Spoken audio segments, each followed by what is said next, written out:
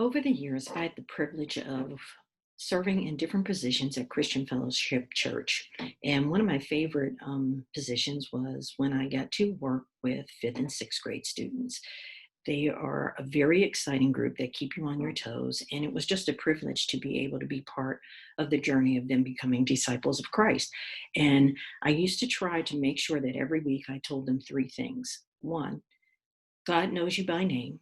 Two, he has a plan for your life. And three, you have one enemy. Trying to get the idea that there's only one being that really wants to be against you and come at you all the time is a very difficult concept for children and sometimes adults to accept. Today, I want to tell you a story about one of my children, and I told you those rules, and you'll see later why. They're rules that we had in our house and things that I would tell my own children. And one of the rules, the only rule we had when I was in the ministry with fifth and sixth graders was respect. You were to respect all people at all and all things at all times. Very simple. Just show respect. So we, Daryl and I, have the privilege of having four children. There is 10 years between our oldest and our youngest, which, in my opinion, is probably the greatest challenge that we had in raising our children. You can't talk to a 20-year-old the same way you talk to a 10-year-old. Then you throw in their different personalities, and you've got quite a challenge. On one day, I was doing my normal routine, chauffeuring, and was taking one of my children with me because I had to go to a few places and it wasn't time for him to go to school yet. And I'm taking him, and he began to ask me a bunch of questions. Now, mind you, it was late in the afternoon and I was really tired. And I was starting to get a little impatient as he kept asking me, "Why are we going here? What are we doing this for? Why are we doing that?" And I literally started to pray. I said, "God, please help me not to shout out at my son. Help me not to lose it." And as if God was sitting right next to me, he said, "He's processing." He's processing? I was like, oh my goodness. My child was saying out loud what a lot of us do in our head. Oh, we're going here first because we have to do this before we do that. Boy, did that make my life easier once I understood that about him. When he was asking questions, it was like, I'm helping him process. So one day I'm cooking dinner and he comes home from school, and the normal routine is, how was school? And you get the normal question or the normal answer, okay.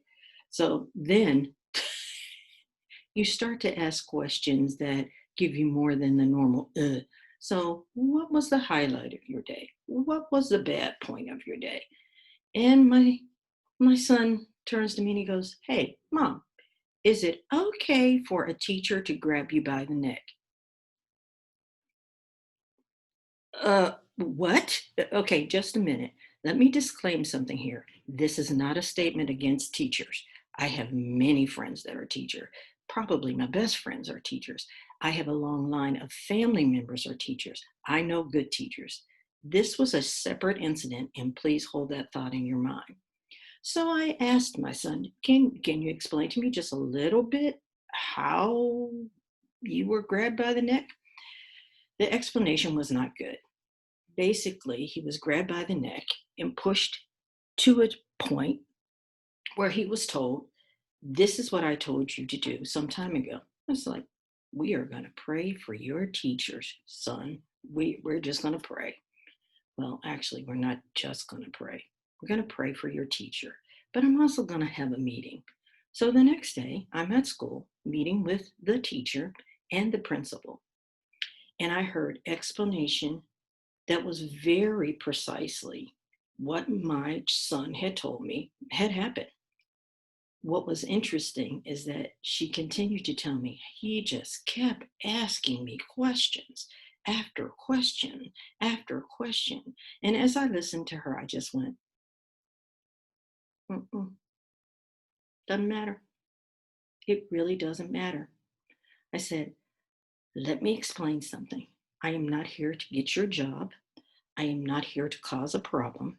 I am here to help you understand how you can help my son learn. And I explained to her, just like I explained to you. Yes, I told her I prayed one day and God told me that, yes, your child is processing. Of course, then they think I'm some nutty Christian woman who hears voices from God. Yes, I do. Okay, call me what you like. But I said to her, I just want you to understand my child doesn't learn like every other child. My child processes verbally.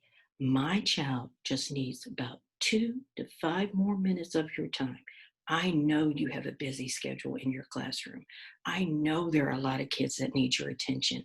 I'm just telling you to please respect my son just like you respect the other children who might not have such a hard time getting instructions. I also want you to understand something. Art, this was the class he was in. Art is his passion. If we don't correct this problem, he is not going to love his passion the way he used to. He is not going to respect you like he should. I don't want him to be afraid to come to class. And by the way, I really don't think he's afraid of you. I think he just lost respect for you. And I can't have that because I'm not raising a student, I'm raising a man who has to respect authority, respect teachers, respect his elders. All I'm just asking you to do is just respect him. We came to a very good agreement. And before I left, I told her, thank you so much for hearing my heart. I'm just asking from now on that you please respect my child and also keep your hands off my son. Now, I tell you that story because this was not a one time conversation with my son after this. We continually prayed for his teacher because I wanted him to understand something. That teacher is not your enemy. I don't know what kind of day she was having. I don't know how tired she was. I don't know if she knows Jesus. But this I do know. There is only one being who wants to mess you up and look at that teacher as if all teachers are bad, to look at that teacher as if she's got it out for me. If she does have it out for you, we're going to continue to pray that she looks at you and realizes that you deserve just as much patience and respect as everybody else in the class. But we will continue to pray for anyone who makes us feel bad or hurts us, whether it's physically, mentally, spiritually, or emotional. I come to you today to ask you to love your enemies. And remember, just like I tell the children, God knows you by name. He has a plan for your life, and you only have one enemy. Respect all people and all things at all times. That doesn't mean you put up with sin. Sin is sin.